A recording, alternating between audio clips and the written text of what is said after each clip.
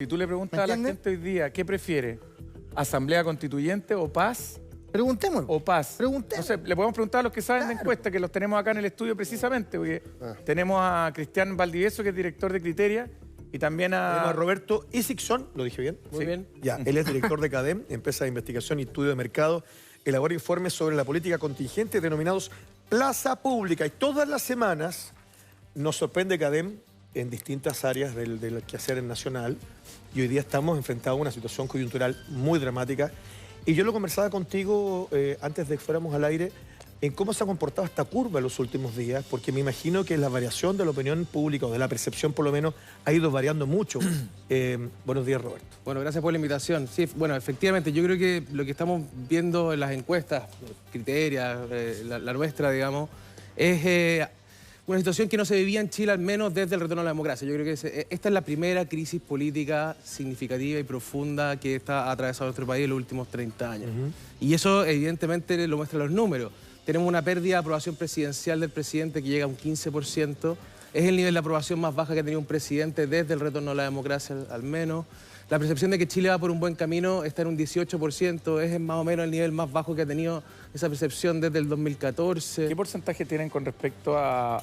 No sé si han hecho la pregunta hoy día frente a la paz social y Asamblea Constituyente? Lo que pasa es que no es una pregunta que sean variables excluyentes, digamos. Claro. O sea, yo no creo que esté en tensión la paz social versus Asamblea Constituyente. Lo que yo creo es que esto es una crisis política de una dimensión tremendamente gigantesca, que tiene dimensiones diferentes. Hay una dimensión política que tiene que hacerse cargo de la explosión de descontento social que está causada principalmente por la sensación de desigualdad y por la crisis del poder, porque digámoslo, si aquí también esto es una marcha contra la política. Entonces tiene esa doble dimensión. Segundo, está la dimensión de orden público y por lo tanto cómo nos hacemos cargo de los actos de violencia que tienen en el fondo a muchas ciudades de Santiago saqueadas. Y luego sobre esa dimensión, lo complejo es que los chilenos se han dualizado. Por una parte, están a favor de las marchas, que continúen las marchas y las movilizaciones, están en contra de la violencia, pero tampoco quieren que Carabineros utilice lacrimógenas y las pistolas de balines para poder controlar el orden. Y por lo tanto, hoy día hay una ambivalencia y una dualidad entre la movilización legítima del descontento social con el uso de la violencia para conseguir ciertas cosas. Es difícil tomar decisiones difíciles, porque muchas de estas cosas en la política requieren muchas veces terciar o mediar entre dos situaciones que nadie quiere. Y la gente en general, como no toma esas responsabilidades, quiere las dos, pues, quiere las cosas positivas de ambos lados. Y la última dimensión, que es la que estamos viendo hoy día, creo yo, con la gente, es la que el gobierno todavía tampoco ha tocado la tecla, ni gobierno ni oposición, que es la dimensión económica. Solo un 9% cree que hoy día que la economía progresa, el 90% cree que está retrocediendo.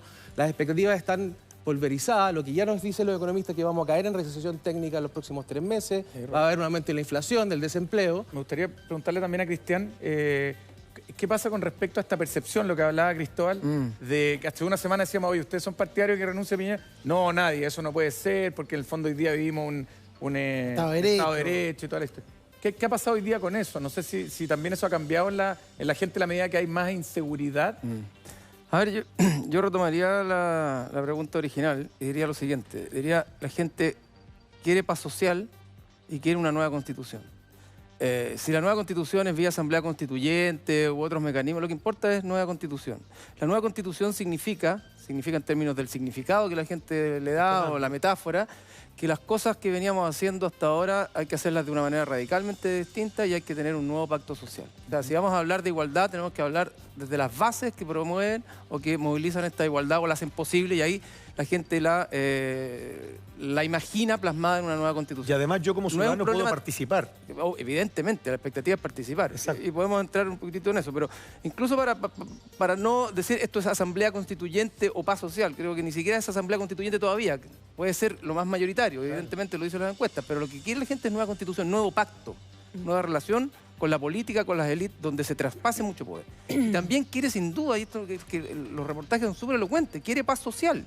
Y la paz social tiene que ver con la agenda social que hay que instalar, y que el gobierno hasta ahora ha sido muy recatado, digámoslo, egoísta, ¿verdad? Y lento para irla poniendo, porque cuando se instala esta necesidad o este despertar de Chile y esta necesidad de promover más igualdad, y la sensación de la gente es que las pensiones son bajas, que los sueldos son muy bajos, que no alcanza, que hay una desigualdad en todo ámbito, no es que la desigualdad no existiera antes del 18 de octubre, era la misma. Pero, Cristian, Déjame, sí, por favor. perdón. Era la misma. Lo que pasa es que de pronto nos damos cuenta, más evidentemente, más elocuentemente, que esta desigualdad ya no es solo material, la diferencia entre los ingresos que tiene uno y tiene otro, sino que también es horizontal, como se ha llamado hoy día, que tiene que ver con las diferencias de trato, las diferencias territoriales, etc. Entonces la paz social tiene que ver con esta nueva agenda social también. Claro, Fíjate, lo que pasa las es dos dimensiones. Esa es la duda que tengo yo, porque yo decía, ¿puede un gobierno instalar una agenda social cuando no hay paz? Esa es mi duda que yo tengo. O sea, primero la paz y después a lo mejor la gente va a decir, oye, ok, necesito, ahora puedo ir viendo todas las medidas que me están O proponiendo. a lo mejor la agenda ayuda a la paz también. Sí, po. Es una Claro. posibilidad. Es que eso es lo que no sabía. Efectivamente es una situación muy compleja y todas las piezas de este Lego tienen que estar funcionando y articulándose para que efectivamente se logre la paz social en sintonía con la agenda social. Porque, bueno, lo que decía Roberto es claro y lo que dice la gente en el reportaje. Es súper claro el límite entre quienes se manifiestan en paz, que son la gran mayoría, y los violentistas. La gente lo tiene totalmente separado. Y el punto es cómo logramos aislar a estos violentistas, estos vándalos que están dejando la escoba e impidiendo que el movimiento se exprese. Pero al mismo tiempo una mayoría sabe que este vandalismo no es solo desde la ciudadanía y lo asocia también al trabajo que ha hecho Carabineros y a la represión que ha habido y la violencia que se ha instalado de lado y lado. No estoy justificando para nada, pero quiero decir que la ciudadanía no cree, y eso es súper claro, que esta violencia venga exclusivamente de la población y de los narcos o de los anarcos, o como queramos llamarlo. Ve, porque tiene experiencia, que Carabineros también ha sido un factor de aumento de esta polarización. Y por otro lado, quiero decir lo siguiente. Si uno conversa con la mayoría de la gente en una dinámica más tranquila, más calmado, se da cuenta que lo que queremos los chilenos y las chilenas es diálogo, es encuentro. Hoy día la gente está muy estresada, está cansada, está agobiada por lo que estamos viviendo. Pero detrás de eso hay una búsqueda de buscar la paz social, de buscar el diálogo, de buscar el entendimiento, que es de ser escuchado sin duda, sin duda ser escuchado, de que las opiniones de todos valgan. Y eso supone diálogo, eso supone encuentro de percepciones, de ideas. De dignidad también. Y eso es parte de la demanda que está hoy día instalada. Y es lo que hay detrás de la expectativa de que esto sea una asamblea constituyente, que se escuche la voz de la gente. Esa es la gran voz que se tiene que escuchar. Fíjate que nosotros hemos hecho análisis desde el sentido común, José Antonio, que también aporta una gran cuota de información, Cristóbal, ni hablar, pero nos queda la sensación de que perdimos el eje de en qué minuto como que estalló la rabia, cuándo se generó, cuándo se gatilló.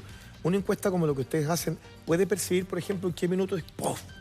No, yo creo que no hay una encuesta, ni un estudio cualitativo, ni otros mecanismos que tiene la academia o la investigación para poder detectar el momento exacto en que se enciende la chispa. Lo que sí teníamos, evidentemente, hace muchísimo tiempo, era una trazabilidad del descontento social, que estaba de alguna manera oculto por este éxito económico de los chilenos, porque el 80% se declaraba feliz, porque la desigualdad tendía a disminuir, porque había acceso al consumo y por lo tanto había una percepción de movilidad y progreso. Pero todo eso escondía dos cosas. Uno es que este gobierno en particular prometió tiempos mejores.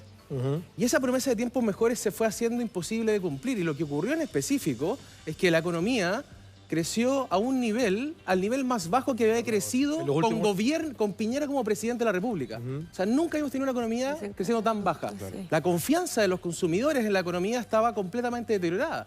Y la expectativa del futuro de la economía también. De hecho, lo que nosotros vemos es que el gasto que realizan los hogares se fue a cero, incluso crecimiento negativo desde el primer trimestre del 2018. Ese es un contexto. Y el segundo contexto es la crisis de la política. Es la crisis de la confianza, el deterioro de la confianza con el poder. Cuando uno ve los niveles de confianza de los tribunales de justicia, del Poder Judicial, del Congreso, el Poder Legislativo, del Ejecutivo, del poder moral que significaba la Iglesia. Y del poder económico representado por los grandes empresarios, están todos al final de la tabla.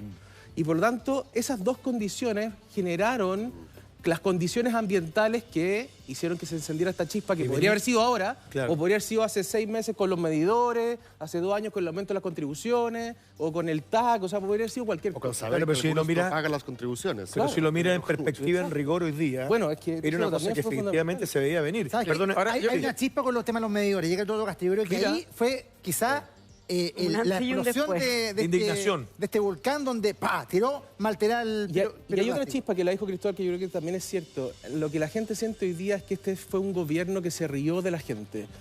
Y eso lo refleja mucho las frases de sus exministros. Por ejemplo, el exministro de Salud, vamos a ir a hacer vía social a los consultorios. El exministro de Economía, que se puede levantar más temprano para no pagar el precio. El exministro de Hacienda que mandaba a comprar flores. Porque bajaron. Y efectivamente, las contribuciones del presidente Supo Piñera... que las contribuciones no las pagaba cierta gente que tenía territorio, Bueno, casa...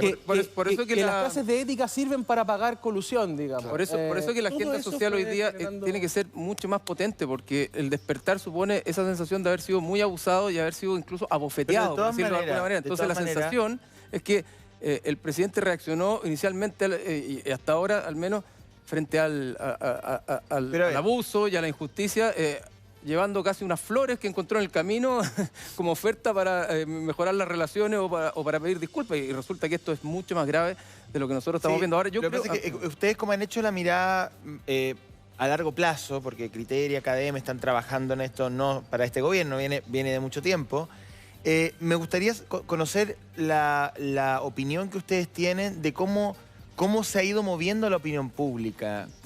¿Y por qué se los planteo? Porque el presidente Piñera, cuando fue candidato, llegó con un diagnóstico.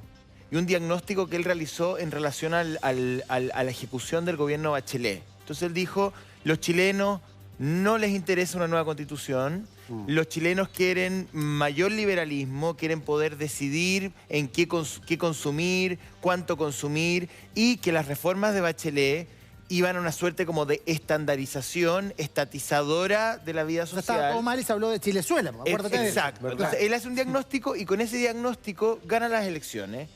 Recuerdo los últimos 2 o 3 meses del gobierno de Bachelet, cuando ella en este frenesí legislativo despacha una serie de compromisos de programa, entre ellos la nueva constitución, con el resultado de los cabildos que se realizaron durante varios meses, y hubo muchas burlas hacia la presidenta, lo recuerdo en redes sociales, de sectores políticos, se rieron que cómo mandaba a última hora un proyecto así, un proyecto que a nadie le importaba, mandó varios proyectos que tenían que ver con eso.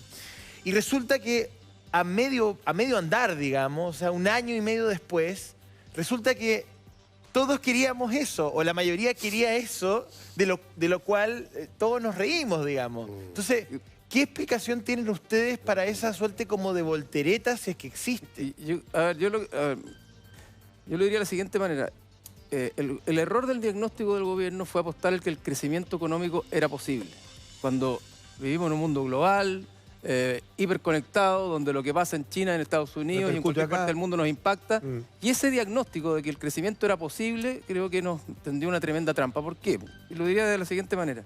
Cuando estamos creciendo, y lo decía también Cristóbal y creo que Roberto también, cuando estamos creciendo, la sensación de que algunos crecen mucho más que otros es menos evidente y que la desigualdad, a pesar de que puede estar aumentando, no es tan evidente porque todos estamos creciendo en algún punto. Entonces, el crecimiento económico es como una droga, porque te tiene un poco anestesiado, porque estamos todos creciendo, estamos todos endeudándonos, estamos todos yendo para allá. Pero cuando se deja de crecer, y ese fue el problema de diagnóstico del gobierno, que prometió tiempos mejores apostando a un crecimiento que no venía. No nos olvidemos que el medio ambiente hoy día también es una variable que está en juego. O sea, ¿qué países están creciendo al 7% así establemente? Países desarrollados ninguno.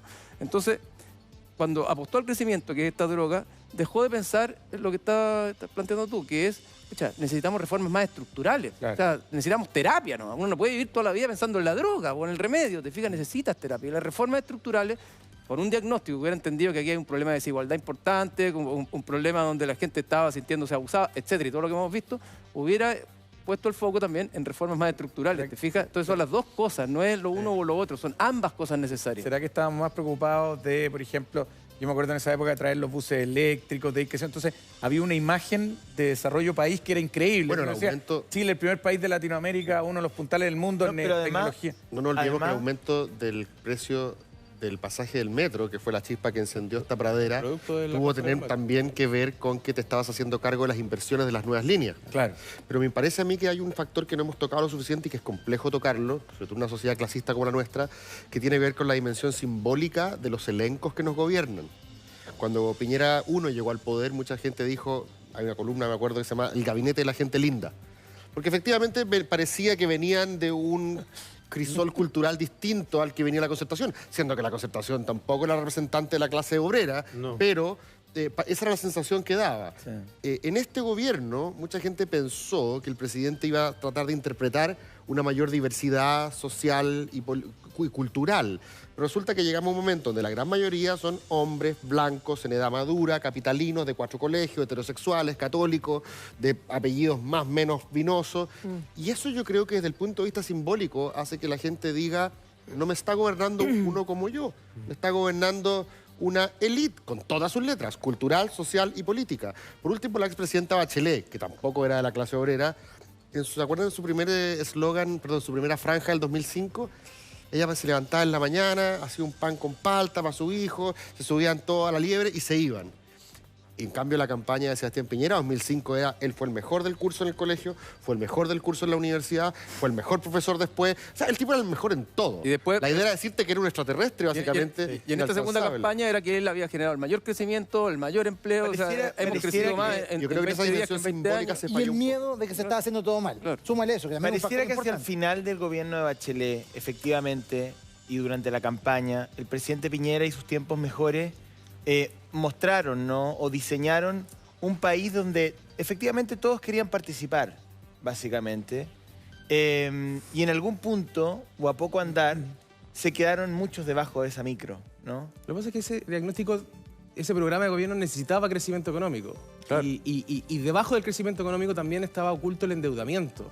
Que cuando uno lo mira hoy día está en niveles altísimos. El 76% de los chilenos declara estar endeudados y 1 de cada 4 de ellos declara que paga deuda con deuda. Ay, sí. Y por lo tanto, si el crecimiento económico se frena, y lo que pasaba en Chile básicamente, si tú tomas no solo el gobierno de Piñera, sino que tú tomas los últimos 4 años, el crecimiento de la economía ha sido de promedio 1, algo por ciento. Es decir, que el crecimiento está por debajo de lo que crece la población, sobre todo con el shock de inmigración que tuvimos. Es verdad, es verdad. Entonces, de alguna manera eso se tensa. Ahora, yo quería complementar 2 cosas. Tenemos que entender que esta es una revolución de la clase media. Es de la nueva clase media chilena.